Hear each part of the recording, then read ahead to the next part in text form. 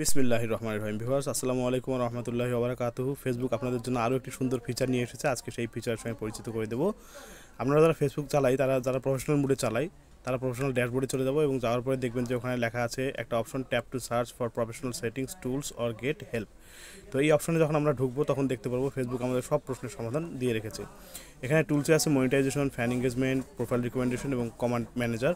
অর্থাৎ এখান থেকে মনিটাইজেশন কীভাবে হবে, আপনার টপ ফ্যান কে, আপনার প্রোফাইলটা রিকমেন্ডেবল কিনা এবং আপনার যে কমেন্টগুলো থাকে সেগুলো কীভাবে আপনি অ্যান্সার করবেন সেটা এখান থেকে পেয়ে যাবেন। পাশাপাশি পপুলার সাপোর্ট আর্টিকেল নামে একটা অপশন তারা রেখেছে। সেখানে দেখুন লেখা আছে eligibility requirement for ads on reels. অর্থাৎ রিলসে কীভাবে অ্যাড নিয়ে আসবেন সেটা এখান থেকে দেখা যাবে। How to check your monetisation eligibility on a Facebook page or profile. অর্থাৎ ফেসবুক পেজ অথবা প্রোফাইলে আপনি কীভাবে মনিটাইজেশন করবেন সেটা জানতে পারবেন। How to check your instream ad eligibility for on Facebook. অর্থাৎ ফেসবুকের ইনস্ট্রিম অ্যাড কীভাবে এলিজিবল হবেন বা সেটার জন্য কী প্রয়োজন সেটা এখান থেকে জানতে পারবেন। পাশাপাশি how to change your name on Facebook. অর্থাৎ ফেসবুকে আপনার নাম কীভাবে পরিবর্তন করতে পারবেন।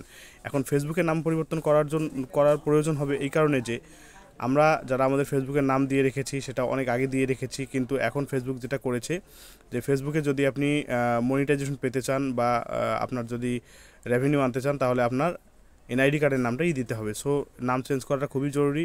পাশাপাশি টিন সার্টিফিকেট এবং ব্যাঙ্ক অ্যাকাউন্টের তথ্য দিতে হবে। সো আপনাকে এখান থেকে নাম পরিবর্তনের পদ্ধতিটাও বলে দেওয়া হবে। তো এখন থেকে আপনাকে কারো কাছে আর সাহায্য চাইতে হবে না, কারো কাছে জিজ্ঞাসা করতে হবে না আপনি কেমন করে কী করবেন। এই প্রশ্নের উত্তরগুলো ফেসবুক নিজেই দিয়েছে। ধন্যবাদ।